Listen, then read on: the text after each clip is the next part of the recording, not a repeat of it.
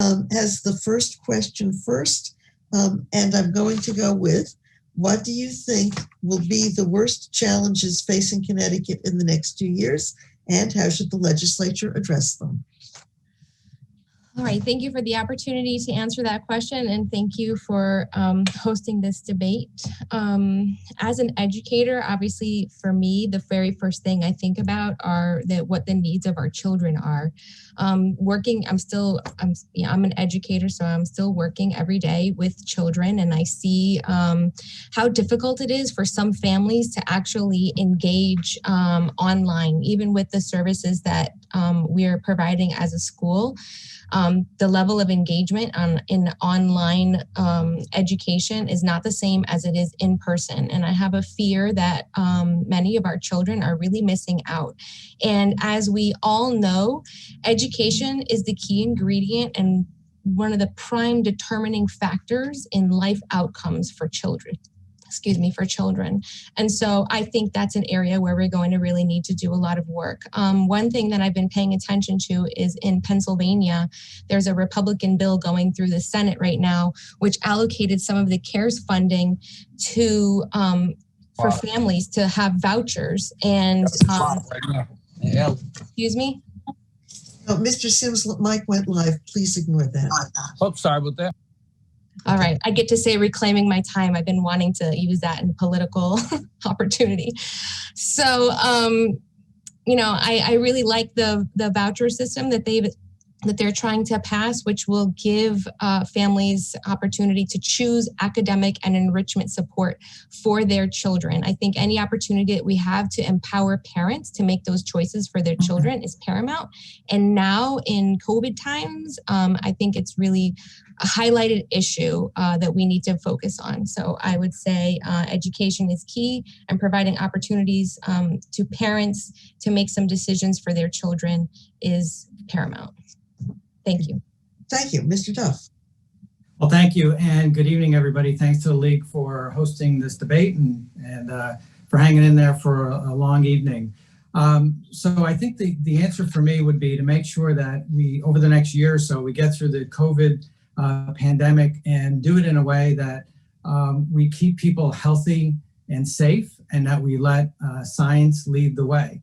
It's going to be very important for us as we go through the next so many months or a year that we continue to be guided by the principles of science and healthcare and keeping people safe. And the reason why that's important is Connecticut has one of the lowest rates of infection in the entire country. We've been smart about working as a state, working together, working as residents and government together to ensure the health and safety of the people we serve. And the reason why, again, that's important is because we've been able to then reopen our state in a way that has allowed for 85% of our state to reopen. We've had a 95% recovery. And the fact that we want to continue to do that. We're not like other states where we have then reopened in a rush. We then had a huge amount of reinfections. We then had to close down again. We had been very responsible. And now that we're seeing upticks again because of the cold weather, we're seeing upticks again because of, I think, a little bit of fatigue that's going on, that we need to make sure that we continue to work together. Again, let science lead the way. Let's make sure people are healthy, keep businesses open to the best extent that we can, and ensure that we're doing everything possible to keep people healthy throughout this pandemic. Okay, anything further, Ms. Kousidis?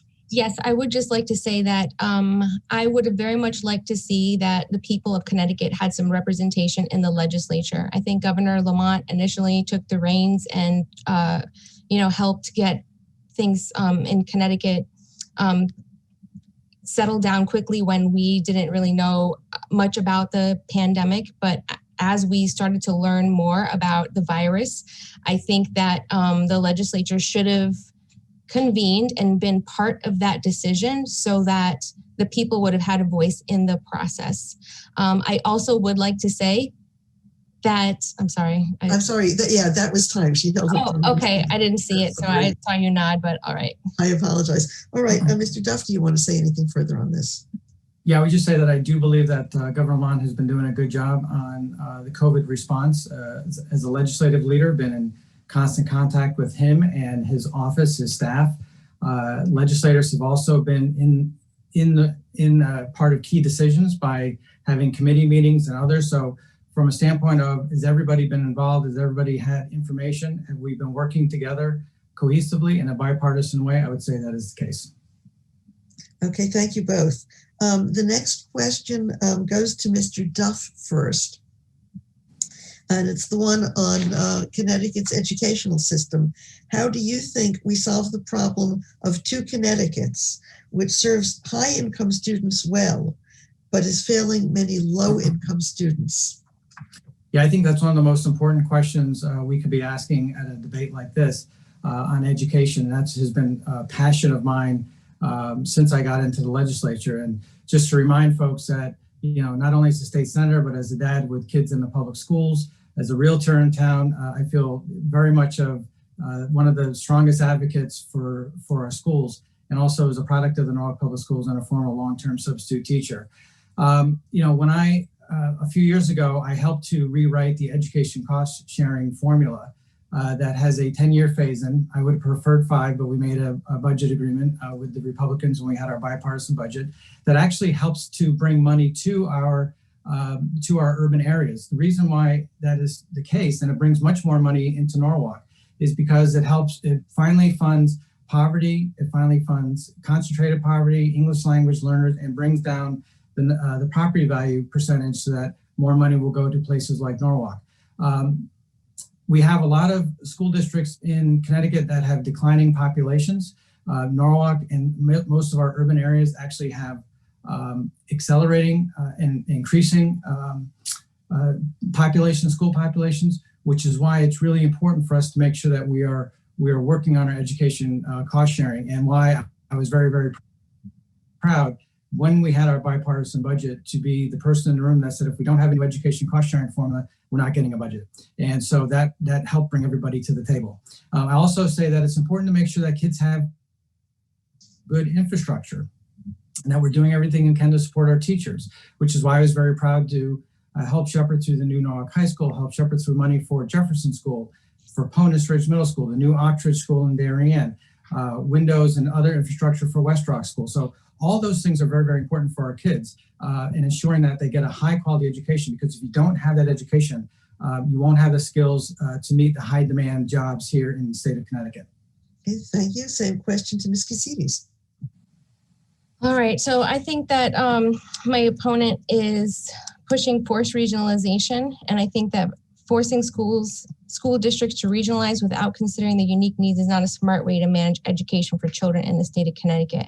Ask any educator and they will tell you that more central office is not the answer to improving student outcomes. I've said it before and I'll say it again, the last thing schools need is more top-down bureaucracy. It's the teachers, the parents, and the local school leaders who know what's best to help students thrive. The conversations we should be having about education is how to empower parents to make important decisions for their own children. I would love to see something like the Pennsylvania bill move through Connecticut legislature that would allow just that, would allow parents to make these decisions. I also think the focus can't always be just about money, and especially right now, bricks and mortar are not the thing that children need. Children need connection. There's actually a vast body of research through the Centers for Disease Control that show that the connection with just one adult can have a significant impact on the legacy of a child. So it's not always about money. A lot of it has to do with our focus. There are actually schools that are known as the 90-90-90 schools, which are 90% eligible for free and reduced lunch, 90% minority, and 90% of the student populations meet or the high academic standards according to independently conducted research.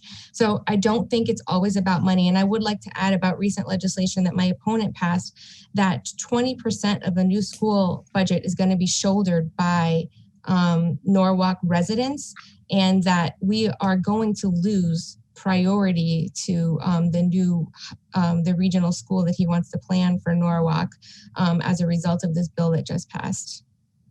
Okay. Mr. Duff, on the school equity question, any rebuttal or extension? Sure. Well, I'm not really sure what to say because a lot of that was just totally false. I'm not in favor of, I'll just say on the side, I'm not in favor of vouchers at all. I think that's a terrible idea to use taxpayer money for vouchers, one. Two, the 80% reimbursement for the new Norwalk High School is much higher than the typical 32.5% reimbursement. It is not forced regionalization. It is treated like a magnet school, like we have the Center for Global Studies, like we have AITE, like we have Rogers and Stanford and other places. So to somehow say those things are just complete falsehoods. That's time, I'm afraid. Ms. Kousidis. Yes, I didn't say that my opponent was in favor of vouchers. I said he was for forced regionalization. I actually think we should have vouchers. That's my position. As far as the burden to shoulder, 20% is still a large amount of money when we're talking about over $180 million for the construction that we didn't need, and that the Board of Ed actually even, I talked to members that said that there were other projects that were on the list that could have been done. And I think the most important part about this is that Norwalk students are going to, Norwalk families are going to shoulder the burden of that 20% cost, but we'll lose our priority standing according to lines 72 through 79 in bill number 7010. Sorry, time on that because it's a short rebuttal. Okay. The next question goes to Ms. Kousidis first. Should the legislature amend the affordable housing law 830G? And if so, how? If not, why not? So I think in terms of affordability, we need to be looking at more than just housing. Of course, affordable housing is really important. They make sure that we have it and that it's accessible for people. But we need to be looking at the economy as a whole and making sure that we have jobs and that we are creating a climate that is friendly for small businesses so that they can actually grow and expand and that we can have jobs. I think as far as the affordable housing, that should be a decision that's made locally and not by the state. And that's my position. Okay, Mr. Duff. Thank you. We actually made some changes to 8-30G a few years ago, but 8-30G still remains an important law through the state of Connecticut because of the fact that we want to make sure that there's affordable housing in all of our communities throughout the state of Connecticut. Darien, under the former First Selectwoman Yvonne Klein, we helped to do a lot of affordable housing in Darien, rehabbed one of the oldest housing projects in the state of Connecticut. And now it's a beautiful place and people love living there. We've done another one in Darien, which was senior housing. That is working very well. But I do think that affordable housing is one of the pillars of our economy and growing our economy in the state of Connecticut. You have to make sure that there's the accessibility of housing for seniors, for students who are just graduating, for working families who are in our state, and it just can't be concentrated in our urban areas. It has to be throughout the entire state of Connecticut. Now, so I do believe that that is an important aspect of what we need to do, and we have worked very, very hard on affordable housing here in the state. For example, in Norwalk, with the new Washington Village, I worked very closely with federal and state and local partners to ensure that that has been rehabbed. And in fact, I predicted that would be a game changer for South Norwalk, and it has been. It's been Soundview Landing, it's called now. It is very successful.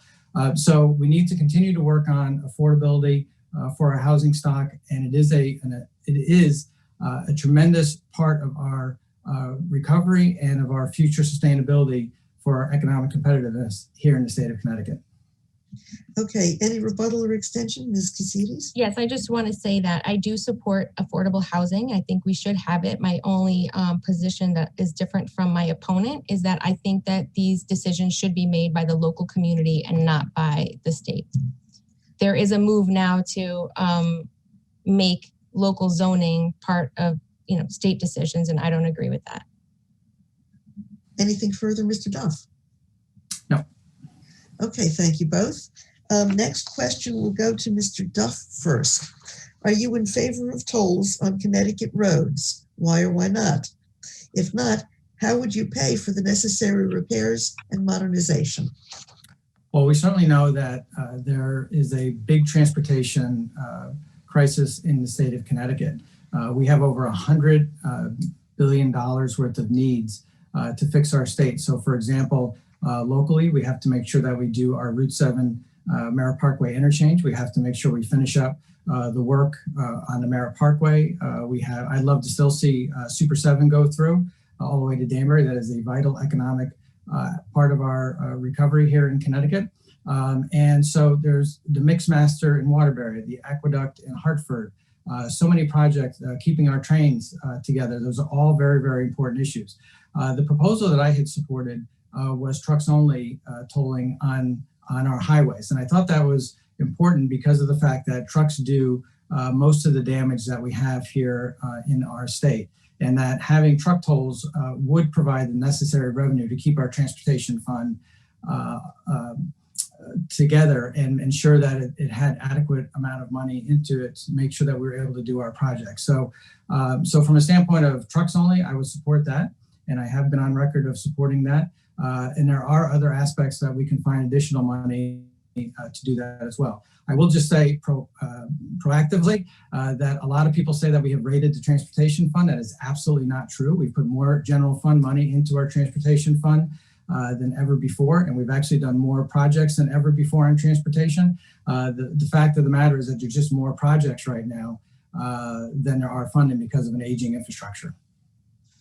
Okay, same question, Ms. Kousidis.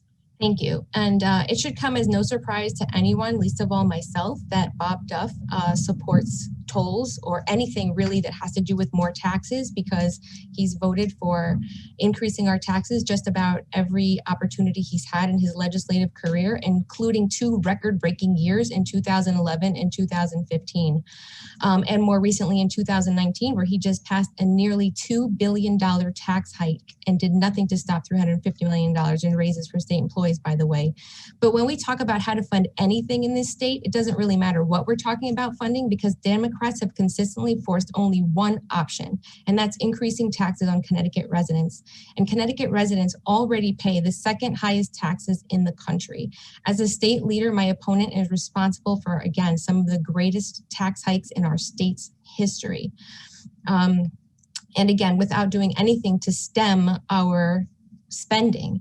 So bureaucrats in Hartford have a terrible spending habit, and they continue to look to Connecticut residents for a lifeline. And that's what tolls are, just another lifeline for Democrat spending. These bad decisions have to stop so our economy can grow and we can properly fund the important work we have to do without continuing to press our neighbors to their limit. Thank you. Okay, any rebuttal, Mr. Duff? Yeah, actually, I'm not reading my answer, so I forgot one point that I actually had advocated to get rid of the car tax, and that I thought that was an important component of ensuring when we got rid of the tolls, that we, if we ever did do tolls, truck tolls, that we would get rid of the car tax, because I find that that is an unequal tax amongst our communities. Norwalk has a much higher car tax than Darien or Greenwich. Waterbury is worse, and Bridgeport is worse than the surrounding suburbs. So getting rid of the car tax to me is extremely important.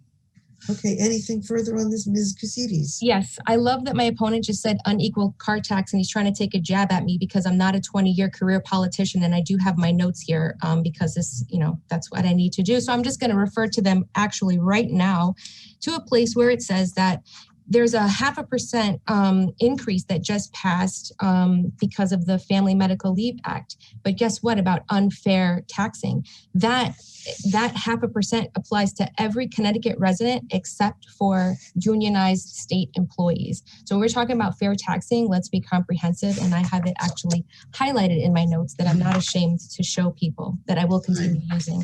Thank you. I'm afraid on this question. Next question goes to Ms. Kousidis first. Yes. 39 states allow either for multi-day in-person voting and or no excuse voting by mail to encourage participation in our democracy. Here in Connecticut, that would require a change in the state constitution. Would you favor early in-person voting or wider availability of absentee ballots? I absolutely do favor wider availability of absentee ballots. I will tell you, one of the things that I've thoroughly enjoyed on this campaign lately, since the ballots went out, is going to doors and people saying that they've already voted for me. It's such an exciting feeling, especially as a first-time candidate, to hear those words. And so I absolutely do support absentee ballot voting, as long as the ballot is solicited. then that's fine. And no excuse absentee, I think, is a great idea. No, especially now during COVID times. I do not, however, support early voting because it's expensive. And if we expand the absentee to no excuse, I don't really see a reason why we need to spend more money for early voting. And plus, it takes away some of the magic of Election Day. Okay, Mr. Duff, same question. Thank you. I think through this election, we've seen that people really do appreciate the fact of having the no excuse absentee ballot voting. That was an issue put forward by Senate Democrats this year, and it was passed on a bipartisan basis, but we were the ones who put it through in our 2 special sessions that we had. Unfortunately, we have a state constitutional issue to do this just through statute, so we have to do it. We have to put that test to the voters. We actually passed in the State House and the State Senate the resolution to change the Constitution. The House passed it by the necessary 3/5, but the State Senate did not because of Republican opposition to the bill or to the resolution. So unfortunately, we're going to have to bring the issue again. So it won't go to voters until 2022, and it probably won't go in. And if they pass it, it won't go into effect until 2024, which is ridiculous thinking about the fact of where we are right now. With COVID and how people now enjoy being able to vote by mail. It is safe, it is secure, and we're seeing record number of people vote this way. I do support early voting. It doesn't have to be expensive. It doesn't have to be where you have all the schools open for early voting. You can do it simply at City Hall. You can pick the community room a week beforehand, 2 weeks beforehand, and do it that way. There's a number of different ways to kind of skin the cat on that. But the more that we can actually expand voting rights and opportunities, the better off we are. In Connecticut, we've seen that where we've done same-day registration. We have done, you can register to vote at the DMV. We've done all these kinds of things amid a lot of Republican opposition, but we've continued to expand voting rights. In other states around the nation, we've seen more and more suppression of the vote, unfortunately, which only hurts our democracy. Anything further on this, Ms. Kousidis? Yes, just that I do support solicited absentee ballots. But of course, my opponent says it doesn't have to be expensive. What does he care? He's just going to raise your taxes again to pay for it. So that's it. Thank you. Anything further, Mr. Duff? No. Okay. Once again, we are at a situation where if I ask a question that has 2 minutes plus rebuttals, we're never going to get to closing statements. So I'm going to do the thing I did last time. Each candidate will get 1 minute, no rebuttals, to answer this, and then we will go to closing statements. And the next question will go to Mr. Duff first.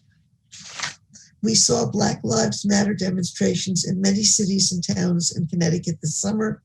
How are you planning to address the issues illuminated by these protests? And if there's time, how do you plan to ensure the voices of underrepresented groups be heard in the legislature? Well, I think that's a great question, very topical right now. And I think that what we saw in communities all across the state of Connecticut, not just in our urban areas, we saw people, black, white, brown, all different persuasions who came out and supported Black Lives Matter. They saw what happened to George Floyd, Breonna Taylor, and others around our nation and said enough is enough. We have to make sure that people are treated equally and they're treated fairly, and respecting everybody is treated equally under the law. I think the first step of that was to pass our police accountability bill. Senate Democrats came out with a Juneteenth agenda, which talks about a number of different issues that I think we plan on looking at next January in our regular session. But these types of things are not just a one-off type. You pass the bill and you walk away. These are conversations to be had, listening to be had, and continuing to work with all of our communities to make sure everybody's being listened to, everybody's being treated fairly, equally, and everybody has opportunity. Thank you. And the same 1 minute to Ms. Kousidis. So I'm going to address the police bill in my closing remarks, but for now I'm going to talk about racial justice as far as in education. But unfortunately, we do live in a world where racial disparities still exist. And a key difference between myself and my opponent is that I don't see the state as the ultimate problem solver for all of our problems. Right now in Connecticut, with regard to education, families with the means are forming academic and enrichment pods that are functioning a full 5 days a week so their children are getting exactly what they need. I firmly believe that we're capable of making decisions for ourselves, and I want to see parents empowered to make educational choices for their families regardless of their means. I think this will break barriers for racial justice because, as I said before, education is the single greatest indicator of someone's life outcomes, and the decisions should be more in the hands of the parents. You can't talk about dismantling systems of oppression when you're enabling and empowering those systems. And education is being disrupted, and children must come first. I will work hard to empower parents to make decisions for their children. Thank you. Thank you. And that's time on that question. We now go to closings by luck of the draw. Ms. Kousidis, first close.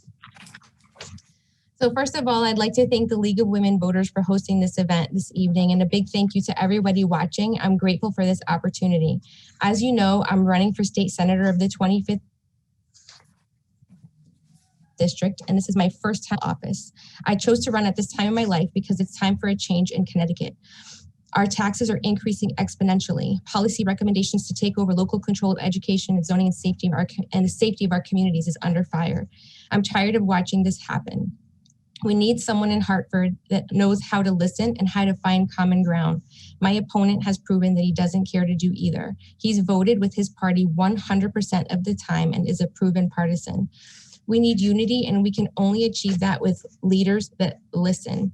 I strongly value transparency in everything that I do, and I pledge to my constituents that I will remain transparent. As your state senator, I will be honest and forthcoming and include you in all of my decisions. Sorry, I lost my place.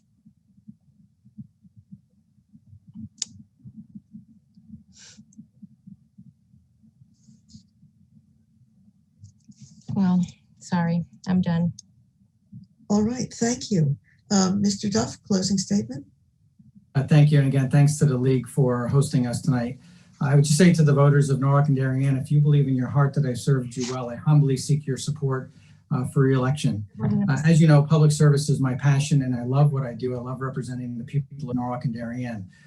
It's not just about the bills I pass up in Hartford, such as raising the minimum wage, passing paid family medical leave that will help people, especially during this COVID crisis.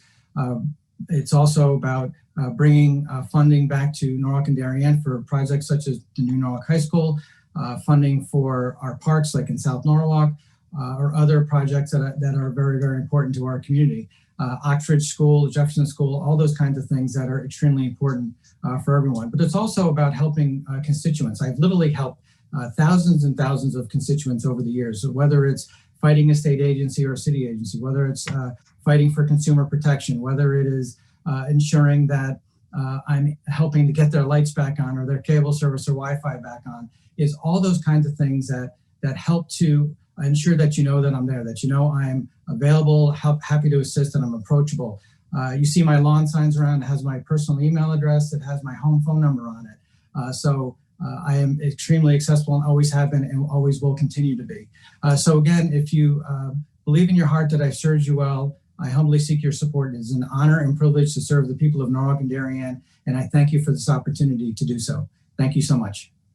Thank you. On behalf of the League of Women Voters, I want to thank both candidates for Senate District 25 and indeed all of the candidates who appeared here tonight. Thank you very, very much. Voters, it's up to you, November 3. Laura? Thank you, Jean.